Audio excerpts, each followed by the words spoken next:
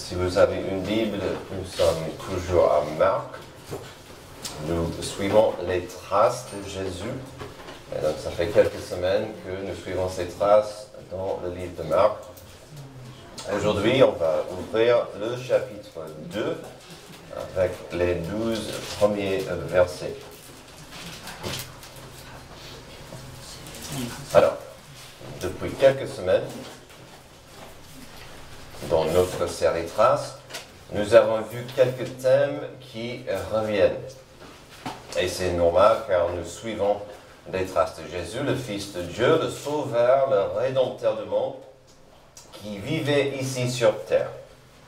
Alors, une terre qui était pourrie depuis la plupart de son histoire.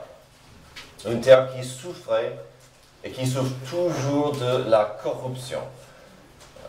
Alors, je dis souvent, je n'ai pas envie de vous déprimer pendant mes introductions, donc je ne le ferai pas aujourd'hui. Mais quand même, on va parler brièvement de ce mot corruption. C'est notre mot du jour. Il serait facile de sauter au sens du mot que nous entendons souvent, la corruption qui vient souvent avec le pouvoir et le pognon. Alors, nous avons envie de voir plus qu'une définition du mot, car dans notre passage, nous allons voir quasiment tous les niveaux et nuances de ce mot, la corruption. Donc, nous allons vite... voilà. Donc, d'abord, action de corrompre, de soudoyer quelqu'un, tentative de corruption de fonctionnaire, par exemple. Action de pervertir, état de perversion, la corruption des mœurs. Alors, des synonymes, vous comprenez un peu cette notion, avilissement, débauche, déchéance, dépravation, dérèglement, perversion et vice. Vous n'avez pas besoin d'aller loin dans une recherche mis sur Google pour voir combien cette première notion du mot corruption est un problème mondial. Par exemple, seriez-vous étonné de savoir que dans la liste des pays les plus affectés par ce fléau, il se trouve le Soudan du Sud, la Somalie et la Syrie. La liste est longue. Je ne sais pas comment exactement ils peuvent décrire, décider qui est les plus corrompus. Ailleurs dans le monde, le Venezuela et Haïti font aussi partie des pays les plus gangrénés de ce problème. Je m'attendais plus aux pays qui existent par la drogue, la vente et la production, mais aussi ces pays se trouvent sur cette liste des pays très corrompus parce que pour bien vendre le cocaïne, il faut que certains tournent le dos et ne pas voir ce qui se passe. Donc la corruption, vous comprenez. Mais continuons avec nos définitions, car le mot corruption n'est pas bien sûr limité au pognon et au pouvoir. C'est aussi l'action de corrompre, état de ce qui est altéré, gâté, décomposition. Par exemple, un cadavre atteint par la corruption. Vous n'êtes pas déprimé, j'espère. Mais bon, ce n'était pas le but. En Marc chapitre 1, nous l'avons déjà vu, cette idée va continuer. C'est-à-dire que le plus que nous suivons Jésus et son ministère, le plus que nous trouverons Jésus en face de la corruption. La corruption dans toutes ses étapes, peut-être politique, peut-être l'argent, ou souvent c'est la corruption du corps, mais souvent aussi le cœur. Donc on va voir tout ça aujourd'hui. Si vous étiez là la semaine dernière, nous avons bien parlé de la corruption physique vis-à-vis de la lèpre. On a vu que Jésus a guéri ce monsieur qui était atteint par la lèpre. Et donc, je vous ai montré un exemple un peu moche avec une ancienne peau de banane qui n'était pas belle, qui tombait par terre un peu comme quelqu'un qui aurait cette maladie. J'allais refaire ça ce matin et j'ai oublié la peau. Donc vous êtes épargné encore de la peau moche de la banane. Heureusement, nous avons aussi vu une réponse divine, un remède rempli d'espoir venu de Dieu. C'était lié à son amour et à sa compassion. Le passage disait que Jésus était touché par la compassion et la foi de l'homme. Je cite ceci de la fin du message de la semaine dernière. Mais aujourd'hui, comme à l'époque, la pression sociale de la culture a besoin de la compassion de Dieu. La compassion de Dieu qui vient de son amour, qui dit « Je te vois dans ta misère, je te vois dans ta confusion, je te vois dans ton idolâtrie et dans ta frustration. » Donc Jésus, au moins, dans sa compassion, il peut voir ce que la corruption fait à nous. Mais nous avons besoin de la compassion. Alors c'est quoi cette valeur presque magique? Ce dont il nous faut encore plus. La compassion, c'est le sentiment de pitié pour le malheur de autrui. C'est pourquoi la compassion n'est pas toujours simple, parce que c'est pas de dire « Oh, j'ai mal à la tête, j'ai de la compassion pour moi ». Non, ça ne fonctionne pas comme ça. Ça dirait, Rostan a mal à la tête, ça me fait mal. J'ai de la compassion pour Rostan. Donc ou de voir quelqu'un dans le besoin et de dire, oui, ça c'est leur problème, ou de dire, la compassion me dit de faire quelque chose. Aujourd'hui, notre grand méchant du passage sera la corruption. Bien sûr, c'est un mot bien lié au mot péché. On va beaucoup mentionner le péché et ses dégâts dans notre monde aujourd'hui. Le péché et ses dégâts dans nos corps, mais aussi, comme j'ai dit tout à l'heure, dans nos cœurs. Donc, si vous voulez, nous aurons aujourd'hui un match de boxing dans le ring avec Jésus-Christ qui porte les couleurs de la compassion contre son adversaire, le péché qui porte des couleurs du péché. Bien sûr, ça fait un petit rappel de Jonathan avec ses gants de boxe. Mais Jésus va mettre contre la corruption du péché dans notre passage. Avant de s'attaquer à notre passage, j'aimerais vous rappeler de deux passages bibliques qui sont fondamentaux et capitaux pour bien comprendre cette notion de la corruption autour de nous et dans notre passage. Bien sûr, Genèse 3, des versets 14 à 19, où le contexte, c'est la chute originelle d'Adam et Ève. Et cette chute, je vois que les grands esprits s'en rendent compte déjà, cette chute qui a maudit la terre, la planète, dans la corruption, et la seule solution, c'est Jésus-Christ. Et donc, Genèse 3, 14, l'Éternel dit au serpent, « Puisque tu as fait cela, tu seras maudit parmi tout le bétail et tous les animaux sauvages. Tu marcheras sur ton ventre, tu mangeras de la poussière tous les jours de ta vie. Je mettrai l'hostilité entre toi et la femme, entre ta descendance et sa descendance. Celle-ci t'écrasera la tête et tu lui blesseras le talon. » Je fais une petite pause pour vous rappeler que ça, c'est quasiment la première prophétie dans la Bible. C'est une promesse que Satan allait blesser Jésus, son talon. Mais qu'est-ce que nous venons de fêter il y a 2 semaines? Le talon de Jésus qui a écrasé exactement Satan. Et donc, c'est une prophétie de quelque chose, de la victoire à venir, mais la douleur aussi. J'en étais où? Verset 16, il dit à la femme, « J'augmenterai la souffrance de tes grossesses, c'est dans la douleur que tu mettras des enfants au monde. Tes désirs se porteront vers ton mari, mais lui, il dominera sur toi. » Si je peux, encore une petite pause.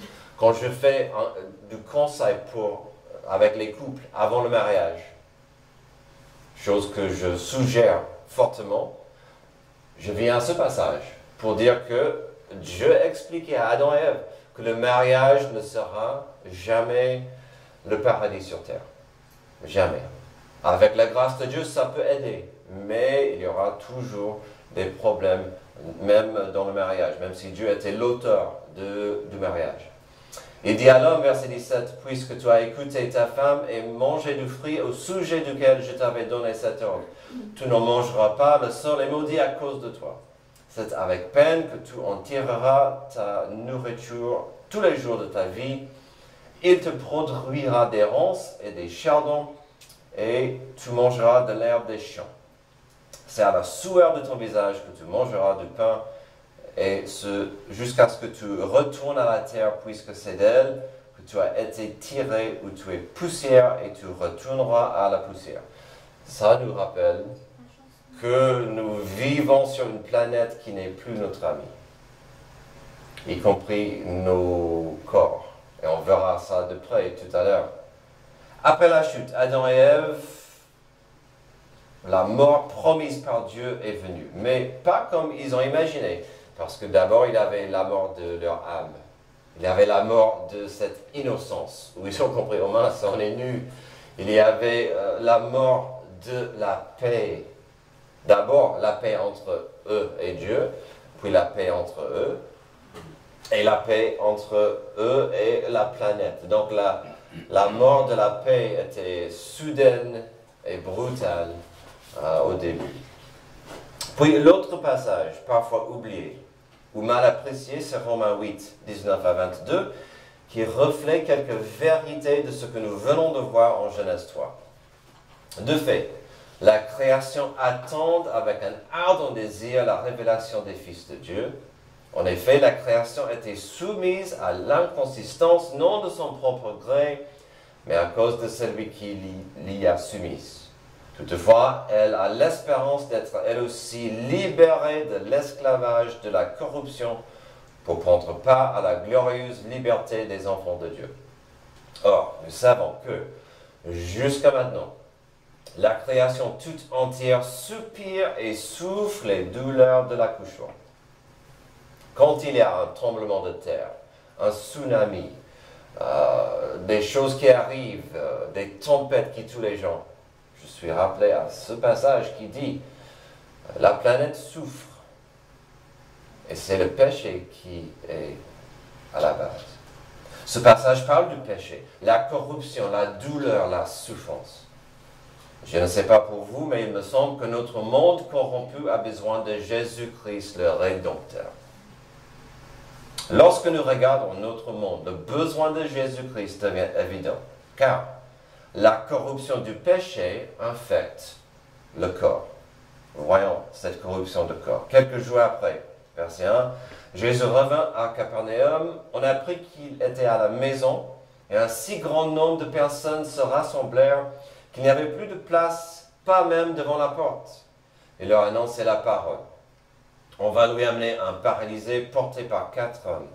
Comme ils ne pouvaient pas l'aborder à cause de la foule, ils découvrirent le toit au-dessus de l'endroit où ils se tenaient et descendirent par cette ouverture le brancard sur lequel le paralysé était couché. Voyons leur foi. Jésus dit au paralysé, « Mon enfant, tes péchés te sont pardonnés. » Mais quelle phrase, quel petit passage que nous avons. Alors la scène, même si nous sommes tôt dans le ministère de Jésus, nous avons déjà vu et constaté l'autorité de Jésus. Tout au long du chapitre 1, on a vu plusieurs fois l'autorité de Jésus sur 2 niveaux. Son enseignement était vraiment rempli d'autorité que les gens disaient, mais c'est incroyable. Nous n'avons jamais entendu quelqu'un enseigne avec une telle autorité, ça captait.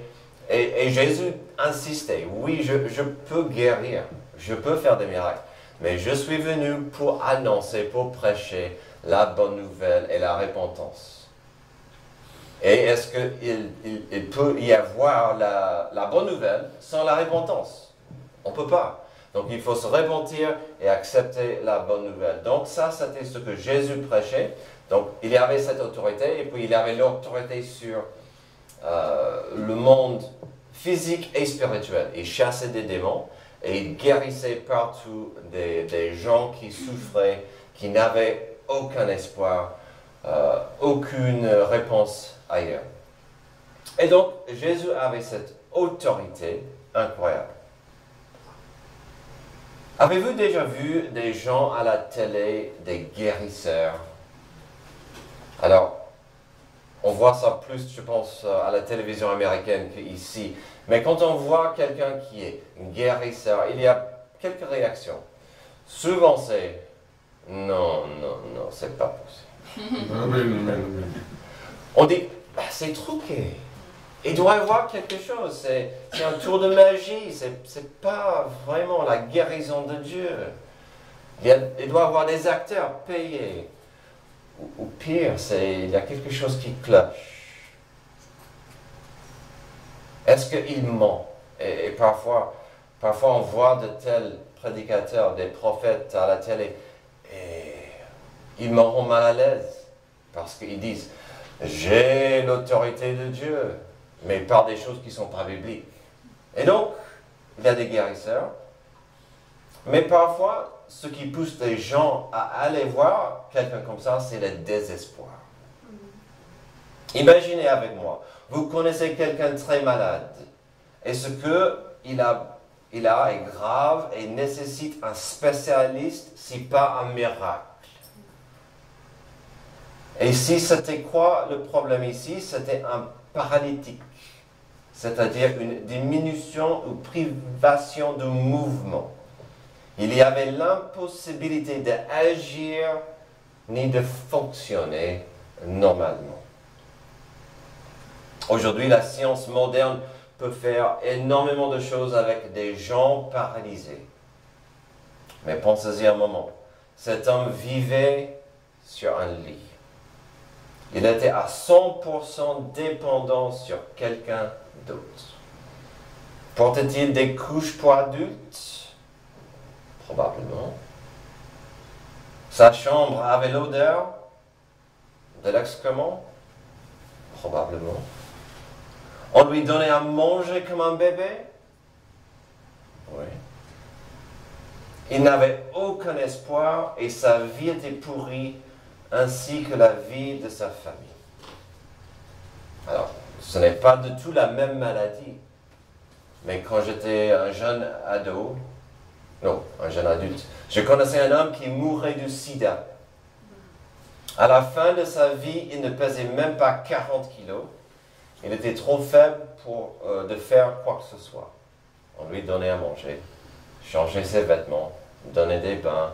Il était trop faible. Et j'étais là le jour, la nuit, où ils l'ont pris à l'hôpital pour mourir. Il était un squelette vivant. C'était incroyablement triste. Nous avons vu la situation. Passons à la solution. Jésus-Christ. On ne sait pas de quelle distance les 4 hommes ont amené le monsieur, mais on peut constater que l'homme le plus populaire dans toute la région est entouré par une petite foule. La maison est remplie et tout l'espace autour est pris.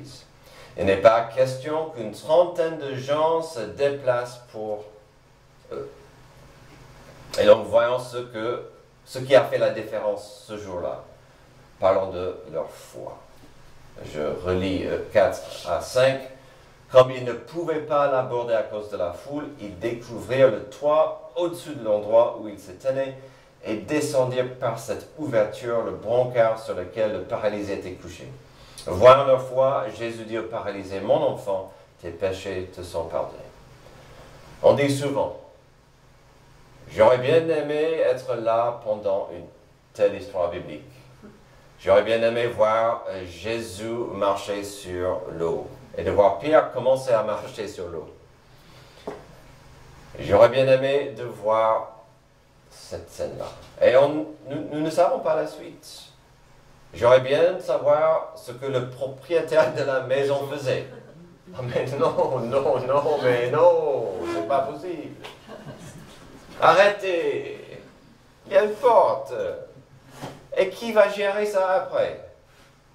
Je pense que Jésus a demandé à ses disciples peut-être de régler le problème après. On ne sait pas. Mais c'était vraiment une scène incroyable. Jésus voyant leur foi. Est-ce que vous vous rendez compte de leur foi? Entre le trajet, suivi par cette notion absurde de faire monter leur ami dans son lit sur le toit, imaginez ça un peu. C'était incroyable. C'était osé. Vous savez quoi? Dieu apprécie la foi osée. Pas la foi stupide, mais la foi osée, qui dit, ma confiance est en Dieu. Puis ils ont fait énormément de dégâts au toit de quelqu'un parce qu'ils savaient que Jésus était capable. Il fallait juste l'opportunité pour une rencontre. Ça me rappelle un peu du lépreux de la semaine dernière. Qu'est-ce qu'il a dit? Jésus, je sais que tu es capable, mais est-ce que tu veux? Est-ce que tu as la volonté de me guérir? Je sais que tu peux le faire, mais est-ce que tu veux le faire? Jésus, le guérisseur d'âme ou le guérisseur du corps? Le guérisseur de cœur ou de corps? Il savait bien, Jésus, ce qu'il allait faire pour l'homme. Il savait bien que l'homme allait quitter son lit sur son propre pouvoir. Mais il savait aussi qu'à la base de ses problèmes était le péché. Son cœur était aussi fichu que son corps. Son cœur était aussi maudit que son corps. Et Jésus savait aussi ce que l'homme ressentait au fond de lui. Jésus voyait le besoin dans cet homme d'être guéri de l'intérieur. Le péché corrompt le corps humain. Je sais, on vieillit tous. On doit tous mourir, c'est le cercle de la vie. Mais en Genèse chapitre 3, après la chute d'Adam et Ève, Dieu leur a dit clairement, à cause du péché, cette planète est maudite. Au couple, comme j'ai dit, il a dit, vous n'aurez plus une relation simple. 100% harmonie n'est plus possible. Mesdames, vos grossesses seront difficiles et douloureuses. Messieurs, cette planète n'est plus ton ami. Tu auras des difficultés et finalement tu mourras. Car tu es poussière et tu retourneras dans la poussière. C'est notre sort. Et donc sur cette terre, où est de l'espoir pour nous et pour la pourriture qui nous entoure? Où est l'espoir pour la corruption de notre corps? Pour ce monsieur, ça se trouvait en Jésus-Christ seul. Pour nous, ça se trouve aujourd'hui. Ne sommes-nous pas rappelés de ce que nous avons entendu à la Pâque il y a 2 semaines? 1 Corinthiens 15, « Mort, où est ton aiguillon? Enfer, où est ta victoire? L'aiguillon de la mort, c'est le péché. Et ce qui donne sa puissance au péché, c'est la loi. Mais que Dieu soit remercié, lui qui nous donne la victoire par notre Seigneur Jésus-Christ. » Est-ce que je vais mourir un jour? Oui, bien sûr. Est-ce que le péché aura la victoire ce jour-là? Du tout. Puis quelque part dans tout cela, il y a une leçon pour nous à apprendre. N'avons-nous pas une responsabilité d'amener des gens à Jésus-Christ le Sauveur? J'ai toujours apprécié ces 4 hommes qui ont dit, « Frère, on t'amène à Jésus. » Il y a une leçon à apprendre là. Alors, s'il vous plaît, ne tirez pas vos amis par l'oreille. « Je t'amène à l'église. » Ne casse pas les fenêtres ou le toit pour déposer vos invités. Mais nous avons cette responsabilité d'amener nos amis à Jésus. Ou au moins, d'être prêts à ouvrir la bouche, de partager, parce que nous sommes le sel de la terre et la lumière de la terre. Et donc, à quoi sert le sel s'il perd son saveur? À quoi sert la lumière si elle est couverte? Ces 4 hommes ont compris la différence. On t'amène. Il y a une responsabilité, une leçon à apprendre. Lorsque nous regardons notre monde, le besoin de Jésus devient évident aussi car la corruption du péché infecte le cœur. Verset 6. Il y avait là quelques spécialistes de la loi qui étaient assis et qui se disaient en eux-mêmes, pourquoi cet homme parle-t-il ainsi? Ils blasphèment. Qui peut pardonner les péchés, si ce n'est Dieu seul? Jésus sut aussitôt dans son esprit qu'ils raisonnaient ainsi en eux-mêmes. Il leur dit, pourquoi raisonnez-vous ainsi dans vos cœurs? Qu'est-ce qui est le plus facile à dire au paralysé? Tes péchés sont pardonnés, ou lève-toi, prends ton brancard et marche. J'ai soif, je n'ai pas une... Ouais. Voilà. Des cœurs ici sont bien affectés par la corruption du péché. Tout de suite, nous voyons quoi? La vague de colère. Comment ose-t-il? Personne ne peut pardonner des péchés ici sur terre. Personne. On constate assez vite la raison pour laquelle ces scribes étaient là. La curiosité, oui, un peu. Mais plutôt, ils cherchaient une faute, une faiblesse, une faille dans cet homme Jésus. Celui qui a pris le spotlight, la lumière, l'attention des gens. Si quelqu'un ne pouvait pas croire que Jésus était capable de pardonner des péchés, la réaction à la phrase de Jésus serait absolument dingue. Mais c'est trop osé. Mais au lieu de voir si ce qu'il disait pouvait être vrai, il sortait des griffes. J'aurais préféré qu'il dise, mais il pardonne ses péchés? Voyons. Voyons. Ça, c'est une bonne chose s'il peut assumer. Mais non. Non, des griffes. Pour eux, c'était l'amertume qui sort. Pas de curiosité. Pas de miséricorde pour le pauvre monsieur. Parlons de guérison. Nous parlons de l'infection du péché. Et qu'avons-nous? Entre-temps, il y a eu une guérison. Mais de quoi? De son âme?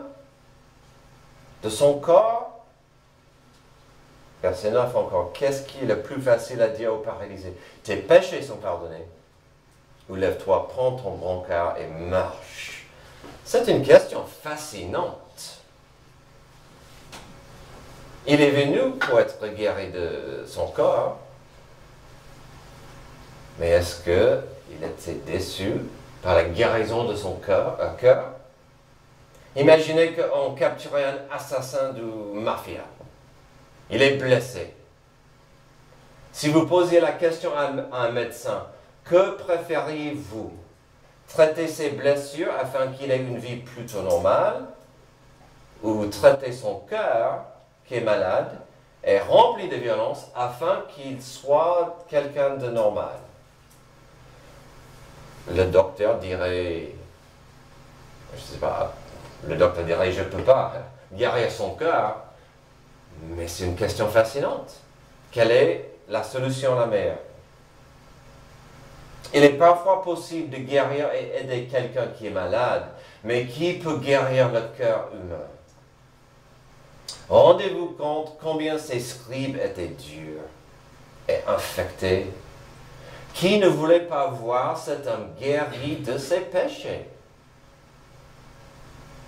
Et peut-être de son état physique. Jésus a déjà guéri beaucoup de gens, certains des cas sérieux. Au moins, Jésus allait guérir son corps. Mais où est la joie, l'anticipation de voir quelque chose de bénéfique et positif, au lieu de dire, j'aimerais voir les péchés de cet homme pardonnés? Et quelque part, qu'est-ce qu'il disait? Je n'ai pas besoin, moi, d'être guéri de mes péchés. Je suis juste. Honte à Jésus, parce qu'il a suggéré cette guérison de cœur, tandis que moi, j'ai besoin de rien.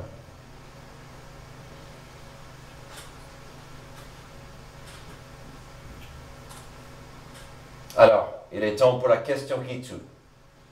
Quelle est la différence entre les scribes et l'homme paralysé? Et les amis. Quelle est la différence? Tous les deux étaient maudits. Si le péché corrompt le cœur humain, et nous pouvons voir cela, pourquoi les cœurs des scribes étaient si endurcis? Pourquoi le cœur de l'homme et ses amis étaient ouverts? C'est simple. La foi en Jésus-Christ. Ça fait toute la différence. La foi en Jésus, le Sauveur. J'ai un ami du lycée. Il est enfant des missionnaires, comme moi. Il a grandi avec la Bible, comme moi. C'est là où je dois arrêter de dire comme moi, parce qu'aujourd'hui, il est athée. Son cœur est endurci. Il ne croit pas en Dieu. Il est dit. Il ne croit pas dans les choses de la Bible, mais il a peur. Parce qu'il m'a dit, je crains que si j'ai tort, je sais que je dois payer. Je dois me bannir en enfer si j'ai tort. Alors, vous voulez parler d'un cœur infecté par la corruption. Un cœur qui a besoin d'une injection de compassion, c'est bien lui. Lorsque nous regardons notre monde, le besoin de Jésus-Christ devient évident car la corruption du péché exige le Christ. Verset 10. Afin que vous sachiez que le Fils de l'homme a sur la terre le pouvoir de pardonner les péchés, je te l'ordonne, dit-il au paralysé. Lève-toi, prends ton brancard et retourne chez toi. Aussitôt il se leva, prit son brancard et sortit devant tout le monde, de sorte qu'ils étaient tous très étonnés et célébraient la gloire de Dieu, en disant, nous n'avons jamais rien vu de pareil. Ici, nous avons sans honte Jésus-Christ le Sauveur. Verset 10, il a dit, afin que vous sachiez que le Fils de l'homme a sur la terre le pouvoir de pardonner les péchés. Il ne parle plus de guérison de corps, je n'ai pas dit cœur. Jusqu'ici, Jésus a guéri des gens. Il a enseigné à gauche et à droite. Et le peu qu'il a fait a bien impressionné des gens. Mais ici, nous avons une déclaration forte. Pour des gens aujourd'hui qui disent que Jésus était un gourou, un prophète, un hippie, qui avait des cheveux longs, qui flottait ici et là pour prêcher un message de compassion. Je dis, mais qu'est-ce que Jésus lui-même a dit? Je veux guérir votre péché. Jésus est en train de dire publiquement, je suis plus que tout ça. Je suis le Fils de Dieu, je suis le Sauveur. Viens à moi avec une foi ouverte, une foi simple. Viens à moi avec tes péchés et je m'en occuperai. Sa phrase est fascinante. J'ai le pouvoir, j'ai la capacité et le droit de pardonner les péchés. Et j'ai devant moi des pécheurs. Mais qui recevra mon pardon? Celui qui était humble. Celui qui est venu à Jésus, qui n'a pas dit, non, va-t'en. Jésus le guérisseur. Verset 11 encore, je te l'ordonne, dit-il au paralysé, lève-toi, prends ton brancard et retourne chez toi. Aussitôt, il se leva, prit son brancard et sortit devant tout le monde. L'homme a dû sentir la guérison tout de suite. Il devait comprendre que ces mots de la bouche de Jésus étaient la vérité. Et pourquoi pas? Il a déjà senti la guérison de son âme, de son cœur. Jésus l'a pardonné. Et maintenant, il avait un nouveau corps qui allait avec son nouveau cœur. Imaginez l'implication de la phrase de Jésus. 3. Prends ton lit et rentre chez toi. Prends le symbole de ton handicap, prends ton ancienne prison, prends ton ancienne vie et montre au monde que tu es une nouvelle créature. J'adore cette phrase. Prends ton lit, prends ton prison et marche avec ça. Comme témoignage que tu es quelqu'un de nouveau. Tu es une nouvelle créature. Et n'oublie pas de dire au monde que j'ai commencé avec ton cœur, avec ton âme, avant d'avancer vers ton corps qui était brisé. Alors nous voyons la gloire rendue à Dieu, verset 12, où ils disent, nous n'avons jamais, de sorte qu'ils étaient tous très étonnés, célébraient la gloire de Dieu en disant, nous n'avons jamais rien vu de pareil. Sauf pour les scribes Les scribes qui n'étaient pas contents, ni trop impressionnés, tandis que la foule a glorifié Dieu. Vous voulez imaginer une scène incroyablement triste? La maison est dans la joie, sauf les scribes, qui ne sont pas contents, grincheux, parce que Jésus a guéri cet homme. Ce n'est pas exactement la même chose, mais en principe, ce que nous voyons ici est un peu comme le baptême. Une démonstration publique que Jésus-Christ a changé ma vie. Ma vie est différente. Ma vie a changé. Je dis au revoir à ma vie ancienne dans les eaux du baptême. Ou comme cet homme avec son lit sur le dos. La corruption humaine. Y a-t-il de l'espoir? Avez-vous remarqué que dans les films ou dans des romans qui se passent dans le futur, la vie n'est jamais mieux? La Terre a trop de monde. Souvent la Terre souffre à cause d'une grande maladie qui a ravagé toute la planète. The Walking Dead. Ou parfois c'est une grande guerre qui a réduit le monde en miettes. Mais vous savez pourquoi? C'est facile à imaginer. C'est dans notre nature humaine de détruire, d'être égoïste en ce qui concerne le monde autour, de ne pas s'opposer à la corruption. Il y aura ceux qui disent, oui, mais au fond de lui, l'homme est sympa, l'homme est bien. Ça peut être vrai quand des gens nous regardent, mais quand on est toute seule,